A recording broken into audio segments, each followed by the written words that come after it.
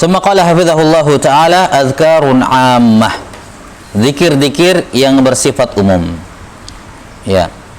Di sini penulis hafizahullahu ta'ala di akhir-akhir qismul azkar ini sudah mulai akhir-akhir qism azkar, sudah mau pindah ke qism al-adab. Ya, tapi masih ada beberapa bab lagi setelah ini. Ya. Setelah di awal, ya, dari awal kitab, setelah setelah bab al-fadhail, mulai dari qismul azkar sampai sebelum ini semuanya berbicara mengenai azkarun muqayyad, zikir-zikir yang terikat. Jadi zikir itu secara umum terbagi menjadi dua, ada azkar al-mutlaq dan ada azkar al-muqayyad. Ada zikir yang bersifat mutlak dan ada zikir yang bersifat muqayyad, yang terikat. Zikir yang muqayyad ini secara umum ada dua, ada al-muqayyad biz-zaman dan ada al-muqayyad bis-sabab. Ya, bis-sabab atau al-muqayyad bihal, bisa dikatakan seperti itu. Zikir yang muqayyad ini ada dua, ada yang terikat, muqayyad, zikir yang terikat dengan waktu tertentu, seperti misalnya zikir pagi, petang, ya, dan semacamnya. Dan ada juga zikir yang terikat dengan keadaan atau sebab tertentu, misalnya mau makan, mau tidur, bangun tidur, dan semacamnya. Ini semua adalah azkar muqayyadah, zikir-zikir yang terikat, yang terkait dengan sesuatu. Yang kedua, zikir yang terikat dengan sesuatu ini, yang terikat dengan sesuatu, baik terikat dengan waktu maupun terikat dengan sebab. Jelas ya? Baik yang terikat dengan waktu maupun terikat dengan sebab. Dia ini secara umum tidak bisa dibaca kecuali di tempat itu, tidak bisa dibaca bebas. Ya, dengan tujuan untuk zikir itu, karena dia terikat dengan sebab dan waktu. Jelas sampai sini? Terikat dengan sebab dan waktu. Nah, walaupun sekali lagi, walaupun zikir yang terkait dengan waktu ini bisa dikodok kalau lewat waktunya. Seperti misalnya zikir pagi sore, lewat bisa kodok. Zikir habis sholat, ini terkait dengan waktu. Habis sholat, yakni apa? Setelah sholat maktubah, lewat bisa dikodok. Jelas sampai sini? Bisa dikodok dengan aturan yang sudah kita sebutkan terdahulu di pembahasan zikir-zikir setelah sholat. Yani tidak mesti harus habis sholat dibaca. Kalau tidak bisa dibaca di situ, bisa diundur setelahnya. Itu maksudnya. Ya.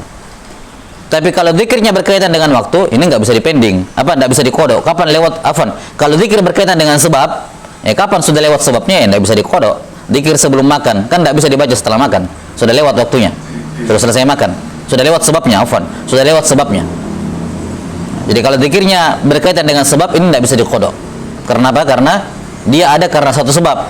Ketika sebabnya sudah hilang, ya sudah. Jelas sampai sini? Ini sama seperti sholat sunnah. Sholat sunnah yang berkaitan dengan waktu itu bisa dikodok. Beda dengan sholat sunnah yang berkenaan dengan sebab, yang terkait dengan sebab. Misalnya yang berkenaan dengan waktu, sholat sunnah rawatib. Ya, tidak sempat sholat ba'da zuhur, bisa dikodok setelah asar. Bisa dikodok setelah asar, sebagaimana yang Nabi SAW lakukan. Beliau pernah mengkodok sholat ba'da zuhur ke ba'da asar. Kenapa? Karena ini sholat sunnah yang muqayyad dengan apa? Waktu. Dia bisa dikodok ketika lewat waktunya dengan beberapa ketentuan, syarat. Berbeda dengan sholat sunnah yang punya sebab. Kapan sudah lewat, yang terkait dengan sebab. Kapan sudah lewat sebabnya, ya tidak bisa dikodok. Misalnya sholat sunnah istisqa, sholat sunnah gerhana. Kapan sudah lewat gerhana, ya nggak bisa dikodok. Sudah lewat sebabnya. Taib. Kemudian zikir yang kedua, tadi kan zikir muqayyad. Ada yang muqayyad dengan az-zaman dan ada al-muqayyad dengan as-sabab. Yang kedua, azkarun mutlaqah, zikir-zikir yang bersifat mutlak. Ini tidak terkait dengan tempat, tidak terkait dengan waktu, tidak terkait dengan keadaan tertentu. Pokoknya bisa dibaca kapan saja, di mana saja, dalam kondisi apa saja. Dalam kondisi apa saja. Alladzina yadhkuruna Allaha qiyaman wa qu'udan wa 'ala junubihim. Baik. Bisa dibaca kapan dan di mana? Di mana saja, dalam kondisi apa saja. Dalam kondisi apa saja. 6.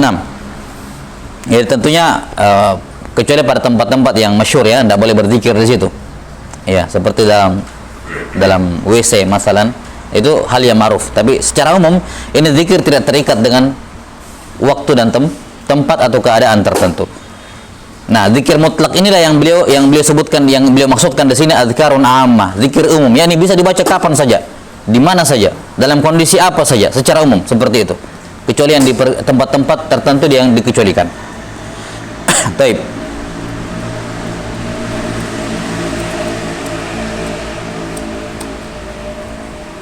Pada bab ini beliau menyebutkan at-tasbih wa tahmid, kemudian menyebutkan at-tahlil, ya. Setelah itu al-hauqalah, al-istighfar wa taubah. Nah. Jelas ya, yang pertama at-tasbih dan tahmid. Kemudian yang kedua apa? At-tahlil. Ya, kemudian yang ketiga al-hauqalah dan yang keempat adalah al-istighfar wa taubah. Nah.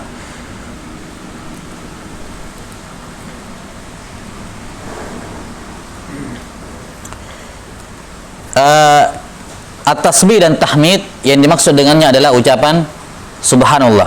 Ucapan subhanallah dikatakan apa? Tasbih. Ucapan alhamdulillah dikatakan tahmid. Adapun at-tahlil adalah ucapan la ilaha illallah. Al-hauqalah adalah apa hauqalah? Al-hauqalah apa? La haula wala quwwata illa billah. Ada juga at-tasmiyah. At-tasmiyah dengan al-basmalah. Ini bismillahirrahmanirrahim. Ada juga al-istirja. Inna lillahi wa inna ilaihi raji'un. Ada juga istighfar, astaghfirullah. Ini namanya dalam bahasa Arab al-kalimatul manhutah. Kata-kata yang manhut, yakni yang apa ya, kalau kayak kita bukan akronim ya, bukan singkatan. Dia kayak ya, namanya dalam istilahnya al-kalimatul manhuta, kata-kata yang ya, manhut, yang dirangkai, yang dibuat seperti itu. Jadi bismillahirrahmanirrahim dikatakan at-tasmiyah atau al-basmalah, ya. 6. Alhamdulillah dikatakan at-tahmid. Ini namanya al-kalimah al-manhutah, ya, dalam apa namanya istilah bahasa Arab. 6. Dan ini yang beliau gunakan untuk judul-judul bab yang beliau sebutkan di sini. Ada berapa? 4 subbab yang beliau sebutkan. Nah,